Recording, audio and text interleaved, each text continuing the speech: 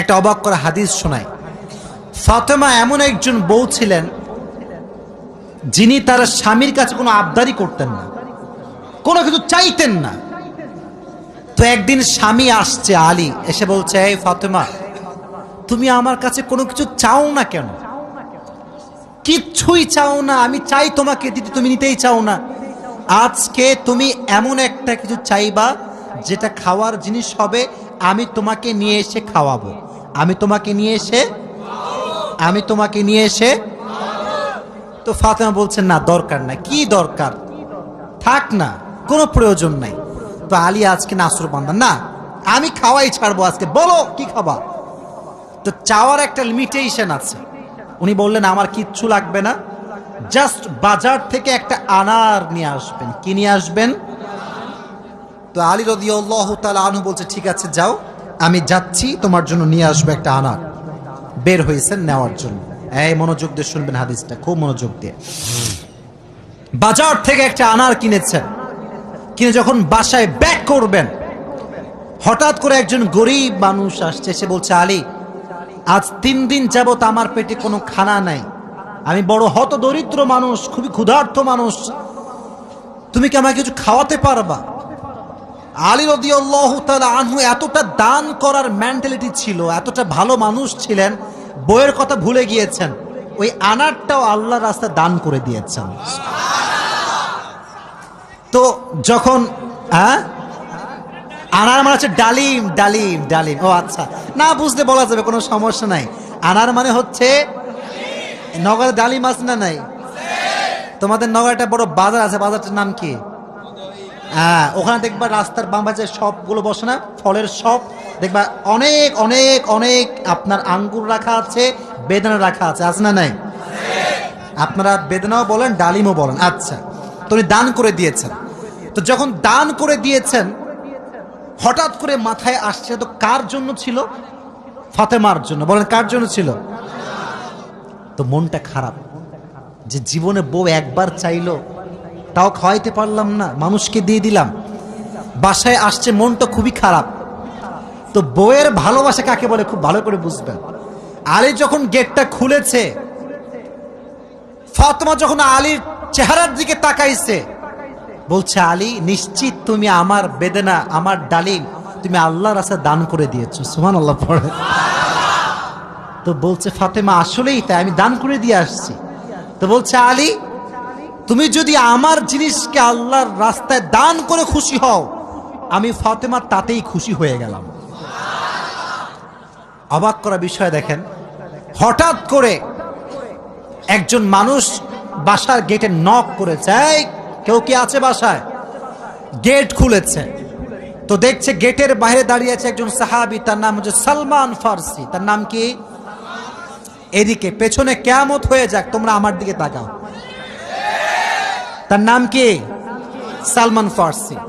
বলছে, কি হয়েছে আপনার, হঠাৎ করে আপনি আমাদের বাসায় আসছেন? বলছে, নবীজি তোমার জন্য 9টি আনার হাদিয়া পাঠিয়েছেন। আপনার সুবহানাল্লাহ পড়তে পারলেন না? কয়টি আনার? আরো জোরে। তো আলী বলছেন, নো, এটা আমার না, এটা আমার হতে পারে না। সালমান ফারসি বলছে, কেন? এটা তোমার জন্য পাঠিয়েছে। আলী বলছে, ভালো করে চেক করো, এটা আমার জন্য হতে পারে না। বলছে, কেন? বলছে, আল্লাহ তাআলা কোরআনে বলেছেন, মান জাআ বিল হাসানাতি ফালাহু আশরু আমসালিহা, যে আল্লাহর রাস্তায় একটা দিবে, আল্লাহ তারে 10 গুণ বাড়ায় দিবে। তাহলে আমার তো 9টা হবে না, আমার হবে কয়টা? তো সালমান ফারসি এই কথা শুনে আবার পকেটে হাত দিয়েছে, হাত দিয়ে আর একটা বের করেছে, বলছে, নবী তোমাকে 10টাই দিয়েছে, আমি জাস্ট পরীক্ষা করছিলাম। সুবহানাল্লাহ পড়ে। তো চাইলেও একটা ভালোবাসা লাগে, আর যে আল্লাহর রাস্তায় দান করে তার আরো বেশি বাড়ায় দেয়। একজন আওয়াজ দিয়ে বলে, তিনি কে? আর একটা রেওয়ায়াত বলি, একদিন ফাতেমা রাদিয়াল্লাহু তাআলা আনহা সুতা বিক্রি করলেন। কি বিক্রি করলেন? সুতার দাম হচ্ছে 6 দিরহাম। কয় দিরহাম? আচ্ছা, তো বলছে, হে আমার স্বামী আলী, 6 দিরহাম নিয়ে কয়েকটা রুটি নিয়ে আসো হাসান এবং হোসাইনের জন্য। কার জন্য? হাসান এবং হোসাইন কার সন্তান? ফাতেমা এবং আলীর সন্তান। তো অবাক করে একটা রেওয়ায়াত, আমি জাস্ট গতকালকে এটা পড়লাম, এটা আমি আগে জানতাম না। তো বের হয়েছে বাসার থেকে রুটি কিনবার জন্য। কি কিনবার জন্য? রুটি কিনে ফেলেছে। Just he was coming back to home, বাসায় আসছিলেন। হঠাৎ করেই গরিব আসছে, অসহায় মানুষ। আলী, কিচ্ছু নাই পেটে খাওয়ার মতো, তুমি কিছু দিতে পারবা? আলীর মনোমাইন্ড এতটা বড় ছিল, যা কিনতে গিয়েছিল ফ্যামিলির জন্য ওইটাও আল্লাহ রাস্তায় দান করে দিয়েছে। জোরে সোরে পড়ুন সুবহানাল্লাহ। সন্তানের জন্য খাবার আপনি কিনেছেন, কিন্তু দান করে দিয়েছেন, কিন্তু ভেতরে একটা কষ্ট আছে না নাই? দেখো এই যুবকেরা, প্লিজ প্লিজ লাফালাফি করো না, এদিকে আমার দিকে একদম স্থির হয়ে থাকো, চুপচাপ স্থির থাকো। কারণ নওগাঁর মানুষ তো এরা অভদ্র ঘরের সন্তান, এরা সব ভদ্র ঘরের সন্তান, ঠিক না? চুপচাপ থাকেন। তো যখন ফিরে আসবেন, হঠাৎ করে একজন লোক আসছে, এসে বলছে, আলী তুমি কি এই উটটা কিনবা? উট? বলেন কি? তো আলী বলছে, না ভাই, টাকা পয়সা নাই, কেনার সম্ভব না। তো বলছে, তোমাকে আমি এইটা এখন দিচ্ছি, তোমার যখন বিক্রি করার সুযোগ হবে তখন বিক্রি করবা, তোমার লাভ তুমি রাখবা, আর আমারটা আমাকে দিলেই হবে। তো আলী বলছে, ঠিক আছে দাও। জাস্ট উটটা নিয়েছে, উট নিয়ে বাসায় ব্যাক করবে, আবার আরেকজন আসছে, বলছে, ভাই এর দাম কত নেবেন বলেন? বলছে, ভাই আপনি দাম বলেন। যে উটের দাম হোক 200 দিরহাম, ওই লোক আগেই বলছে, আমি এটাকে তোমার কাছ থেকে 300 দিরহাম দিয়ে ক্রয় করে নিব। নিয়ে নিয়েছে উট। তাহলে আগে ছিল মাত্র কয় দিরহাম, এখন তিনি কয় দিরহামের মালিক হয়ে গেলেন? সুবহানাল্লাহ পড়তে পারলেন না? এখন এই যে 300 দিরহামের মালিক যাকে দিবে, লভ্যাংশ খুঁজে পায় না। কই গেল লোকটা? লোক আর খুঁজে পায় না, না পেয়ে বাসায় আসছে। যখন গেট খুলেছে, গেট খুলেই দেখছে নবীজি তার বাসার ভেতরে বসে আছে। বলছে, আলী আজকের ঘটনা তুমি বলবা নাকি আমি বলবো? বলছে, নবী আপনিই বলেন। বলছে, তোমার কাছে সর্বপ্রথম যিনি উট বিক্রি করেছিলেন তিনি আর কেউ নন, তিনি হচ্ছেন জিবরাইল। আর যিনি ক্রয় করেছেন 300 দিরহাম দিয়ে, সে কোনো মানুষ নয়, তিনি হচ্ছেন ইসরাফিল। কেন নবী, এটা কেন আমার সঙ্গে হলো? বল, তুমি যে নিজে না খেয়ে মানুষকে খাওয়াইছো, এটা আল্লাহর কাছে বড্ড ভালো লেগেছে। তো আল্লাহ তোমার এত বেশি বাড়ায় দিয়েছে যে তুমি কল্পনাই করতে পারো না। সুবহানাল্লাহ পড়েন। তাহলে প্রিয় ভাইয়েরা, আল্লাহর রাস্তায় দান করার জন্য আলী এবং ফাতেমার থেকে শিক্ষা নেওয়ার দরকারটা আছে না নাই? যতটুকু পারি নিজেও খাবো, মানুষকেও দিব। নিজে খাবো, মানুষকে দিব না, এটা স্বার্থপর ছাড়া কিচ্ছু হতে পারে না। আমরা স্বার্থপর হব না, ভালোবেসে যাব। আল্লাহ ভালোবাসার মন আমাদের দান করুক, পড়না আমিন। আর একটা হাদিস, আচ্ছা বলেন তো পরিবারের, আচ্ছা এখানে সব যুবক আমার মনে হয় আমরা মধ্যবিত্ত পরিবারের সন্তান, ঠিক আছে না প্রিয় ভাইয়েরা? শোনেন একটা কথা বলি, অনেক সময় অনেক যুবকের মন খারাপ হয় যে হুজুর শখের একটা R15 নাই, শখের একটা আইফোন নাই, ঠিক আছে না প্রিয় ভাইয়েরা? শখের একটা গাড়ি নাই, শখের একটা বাড়ি নাই। অনেকের এটা কষ্ট থাকে, না বললে হবে না, এটা মানুষ হিসেবে কষ্ট লাগে, ঠিক আছে, কিন্তু মাথায় রাখবা, এদিকে হাদিস বলছি, গরিবরা, মধ্যবিত্তরা বড়লোকের চাইতে 500 বছর আগেই জান্নাতে প্রবেশ করবে। এবার খুশি না বেজার? এবার হাদিস শোনা।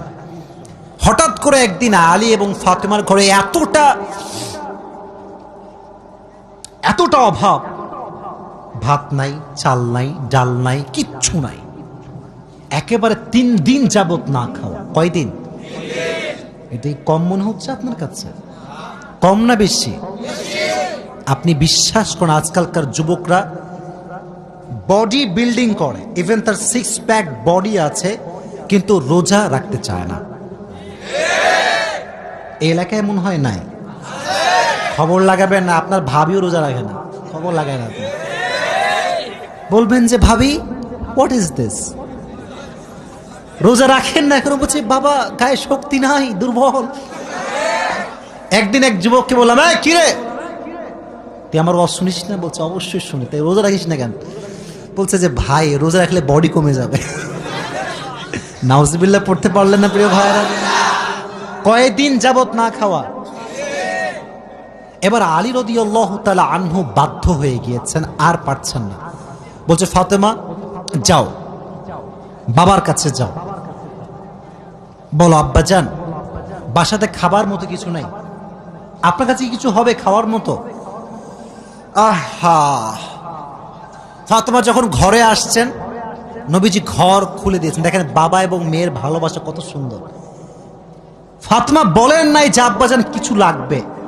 যখন গেট খুলেছে, মেয়ের চেহারা দেখেছে, আব্বা বুঝে গিয়েছে মেয়েটা আমার ক্ষুধার্ত হয়ে আমার কাছে এসেছে। সুবহানাল্লাহ পড়ে ডাক দিয়ে বলছে ফাতেমা তোমার অবস্থা কি বলো, কি হয়েছে তোমার? ফাতেমা রাদিয়াল্লাহু তাআলা আনহা ডাক দিয়ে বলছে আব্বাজান আজ 3 দিন যাবত আমাদের বাসায় কোনো ভাত নাই, ডাল নাই, চাল নাই, গোস্ত নাই, কিচ্ছু নাই। আমি আপনার কাছে একজন ক্ষুধার্ত নারী হয়ে এসেছি কিছু নেওয়ার জন্য। তো নবীজি বলছেন এই যুবকেরা এদিকে তাকাও।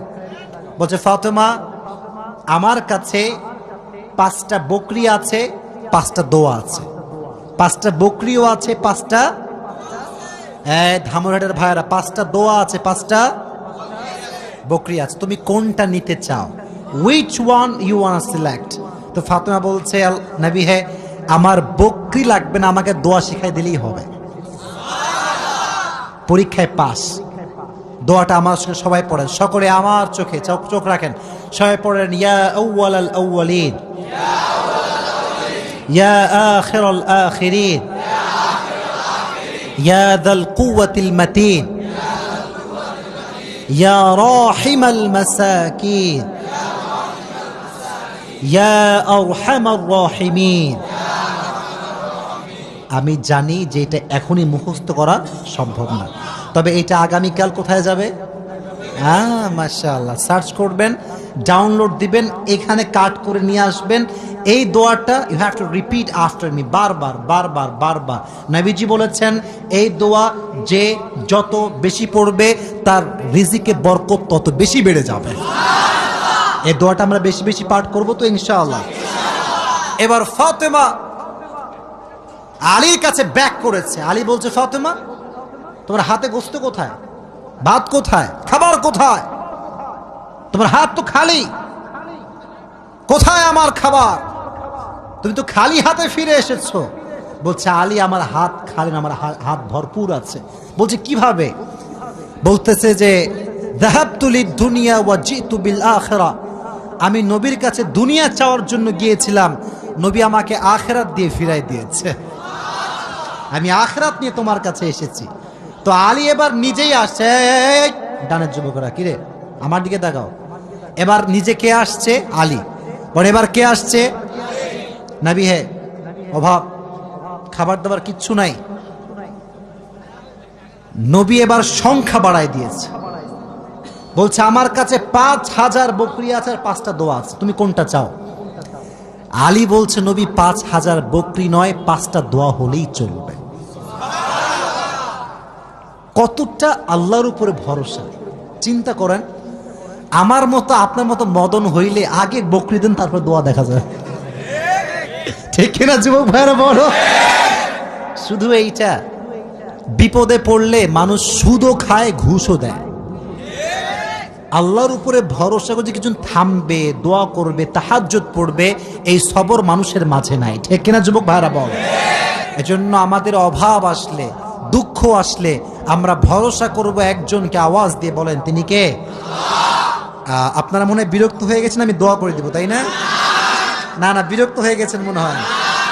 আসলে খুব ভালো লাগলো এই বিষয়টা যে আপনারা এতটা আগ্রহী যে বৃষ্টি হচ্ছিল তা আপনারা জান নাই। এটাই প্রমাণ করে নওগাঁর মানুষ ইসলাম প্রেমিক মানুষ, কোরআন প্রেমিক মানুষেরা।